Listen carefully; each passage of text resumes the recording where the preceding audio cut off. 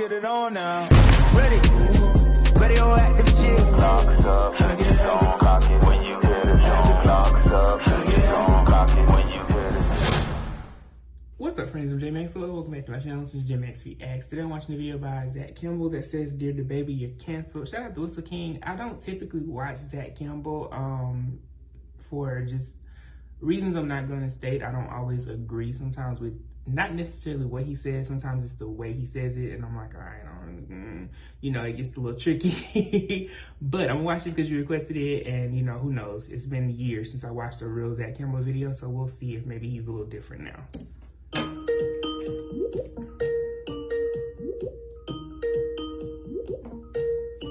Okay, music.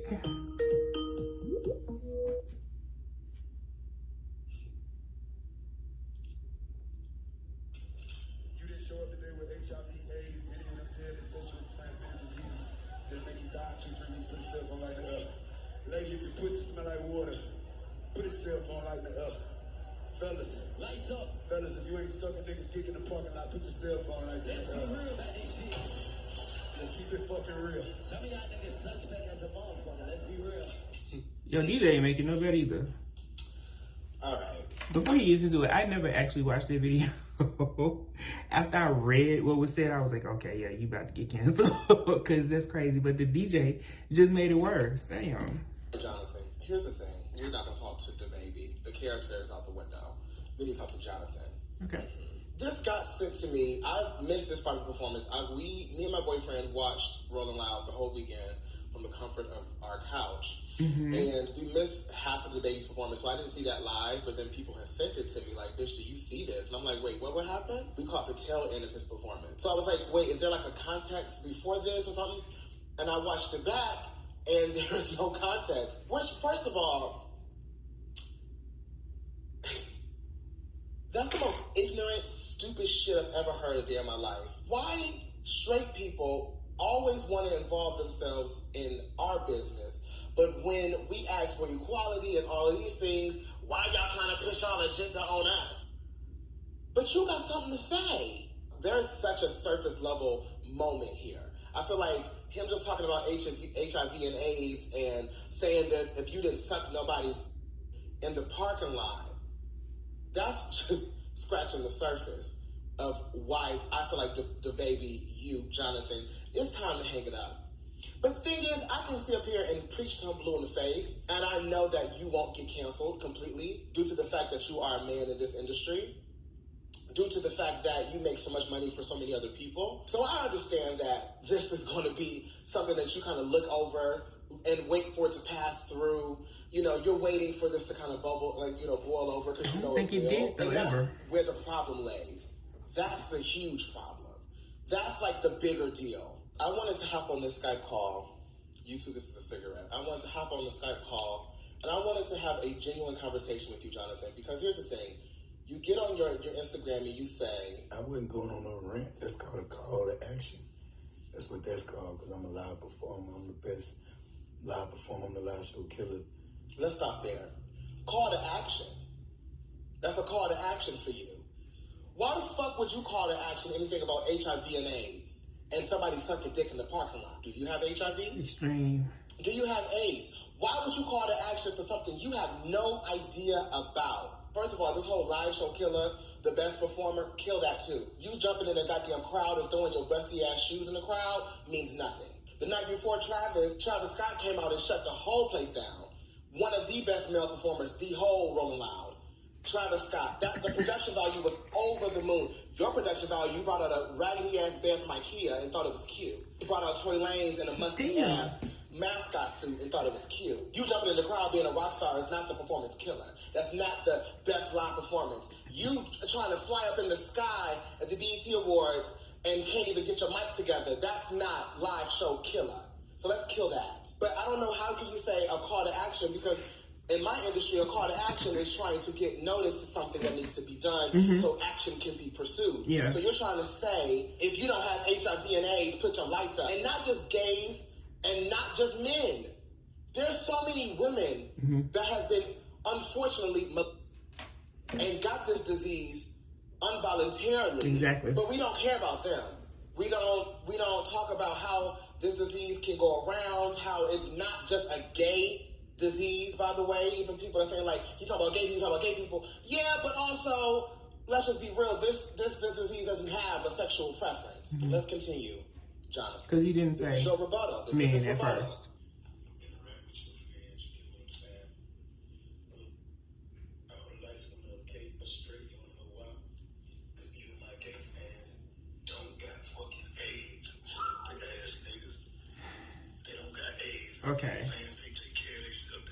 Shut your raggedy bitch ass up. Oh, Because you like to call people bitch ass niggas. So let me go ahead and tell you, this is called bitch ass nigga shit, Jonathan. oh no. This is bitch ass nigga shit. How the fuck did you take a poll, bitch? Did you take a poll? Did you go around and say, do you have AIDS? Are you gay? Did you do a census, bitch? Let me know. Because the reason why I'm so offended too, Jonathan, because I am a DaBaby fan. I actually lived for DaBaby. I loved your music. I loved the persona, all of that. I've been following you since Baby Jesus, because I have friends, a really close friend from North Carolina. So I was hip on you a while ago. For you to say my gay ass fans don't have HIV and AIDS, Yeah, you messed up. how the fuck does that make sense? How do you know who has AIDS and who has HIV? How do you know your gay fans don't? No, I do not walk around with HIV or AIDS. I have plenty of friends that have HIV. I dated someone that had HIV. That was like crazy to get into that world, to understand. It takes a lot to mentally understand that world and walk around that disease freely and happily. And it takes a lot of courage to even bear the news of that being your reality. So the fact that you can sit up here and say, well, my gay ass fans don't have it, them lights went up, because shut the fuck up. You sound dumb as the fuck. And the people around you are not going to hold you accountable because you pay their bills. They ain't no nasty gay. They ain't no nasty gay. You know what? So if you got HIV and AIDS, or either one, you are a nasty gay. That's what you said. So you're a nasty gay if you do have that. Like I said, you don't know the circumstance of how these people may have gotten it. But if you have it, you're nasty. This is the stupid shit. I don't understand how we give dumb fucks a platform to sit up here and think they can sit up here and say, if you got HIV and AIDS, you nasty. Mm-hmm. Oh, in my fans, we don't have that. Look down on you fuckers. That's the problem.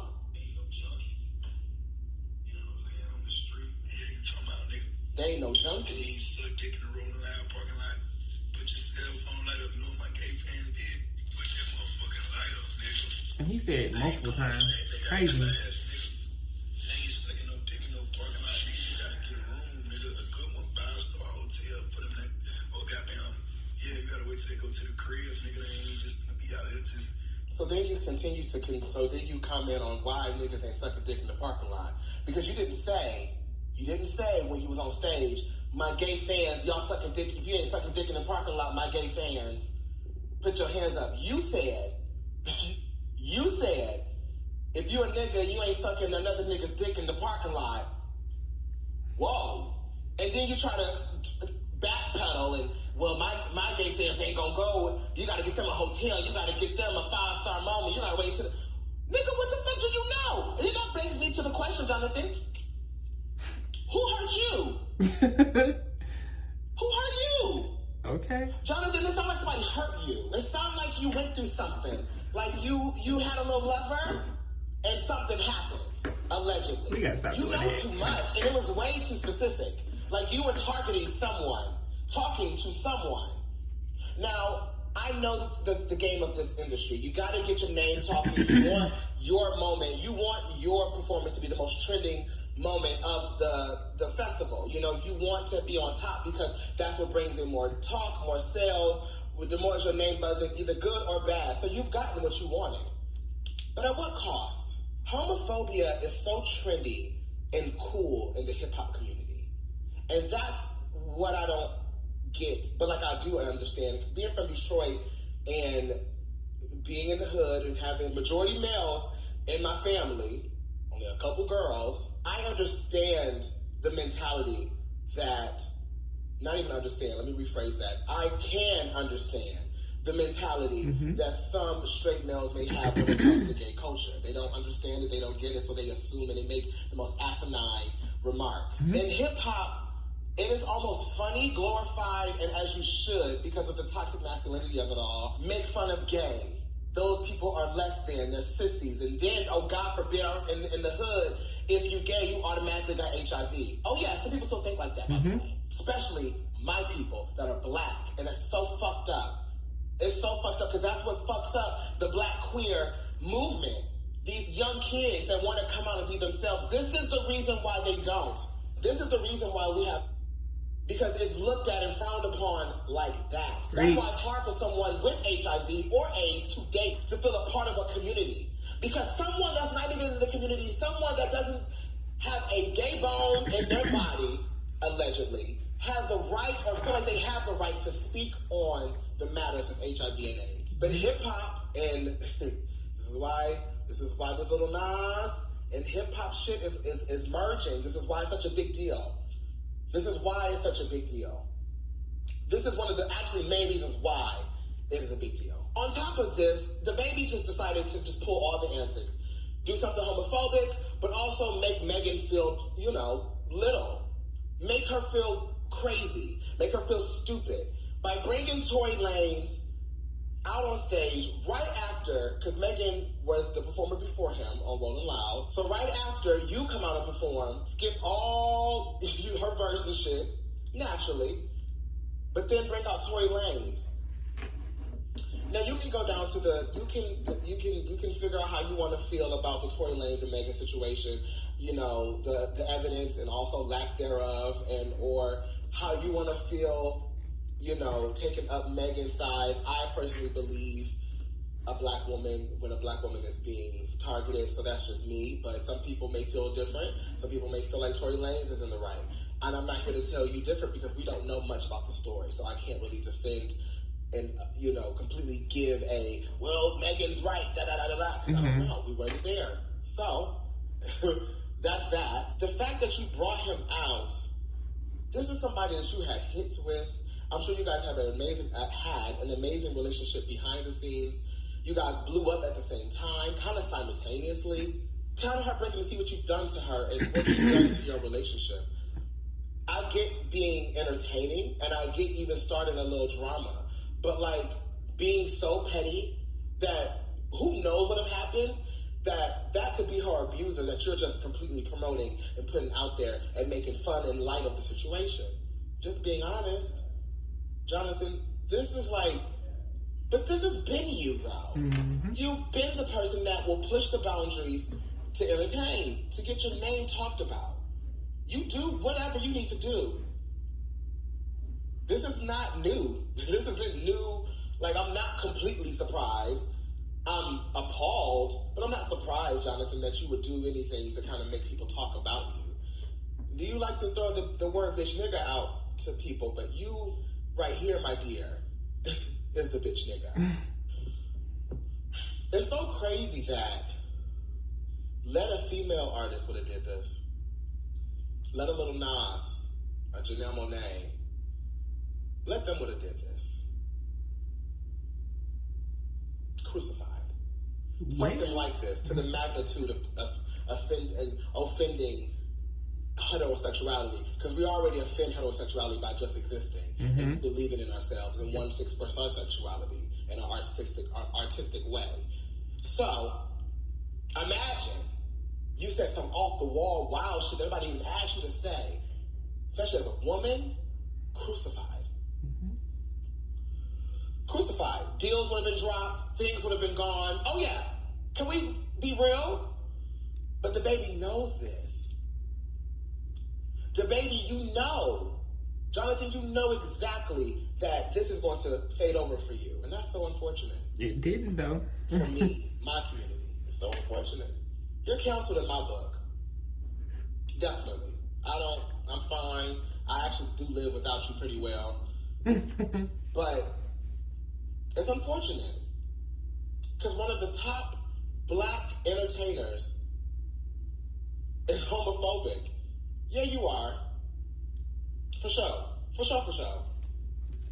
Because if you wasn't, you wouldn't even care to talk about something you have really little to no knowledge about. And the gag is, you have a female artist. You have a female artist. I think her name is Kilo, correct? Mm-hmm. The way you did Megan and the way you humiliated her, imagine that happened to your artist. Imagine that happened to your artist.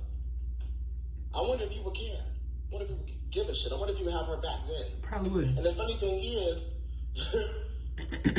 female rap works because of gay men.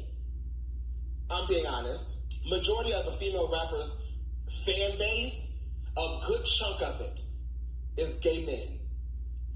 It never fails. That's what sells. That's what has them selling. And then you got my bitches, feeling like they want to be them and twerk and all that stuff. You got to be influential to women too, and da-da-da-da. But it's just it's been like that for a long time.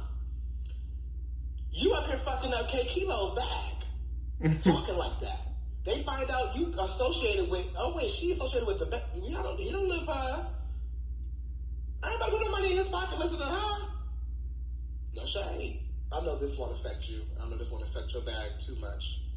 And it won't affect us gays, by the way. We don't care. But I wanted to let you know that you're tired. Oh, shit. And it's just disappointing to see. It is. Are we shocked? No. But I think we're appalled. I'm done. Okay.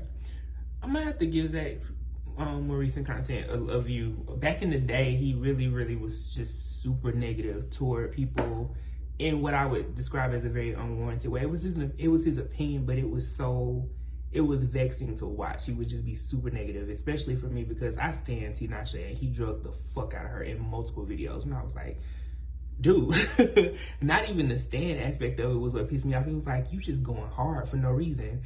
But in this particular instance, I do agree. He didn't go hard. He was super relatable. He was real. And he said all that needed to be said about that incident. Like I said, when I saw it kind of blow up, I was just like, okay, that's another one that just don't fuck with nobody in the LGBTQ plus community, and that's cool. That's on him. You know what I mean? But to see the spiral and to see his numbers go down and to see his ticket sales go down and do all those different things, we do see in his instance that cancel culture was a real thing. I think both men and women felt what he said and took it to heart. It wasn't just, one population that it, that was his primary population that it impacted, but a lot of people were like, nah, you fucked up for this.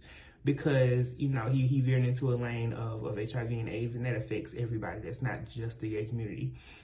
Even though that's, who took it the strongest, women, do, like Jack said, involuntarily contract this disease, sometimes voluntarily. Some of them have been spiteful and giving it to other people as well. So, not to get into that too much. But yes, hate to see it, especially because it looked like he was going to apologize and try to redeem himself in, a politically correct way, but also in a way that seemed authentic at the time. And then he retracted and acted, even more of an ass about it. And it was like, you could have, he really could have come back from this and done some good. And who knows, maybe he did and we missed it. I really don't know. This was one of those things, again, I didn't get too vested in. I just didn't care. I was like, okay, he said what he had to say. Bye. I don't really listen to DaBaby like that. So that's my opinion on it. Shout out to us King again for the request. Let me know what y'all thought about this below. Comment, like, subscribe. Until next time. Peace.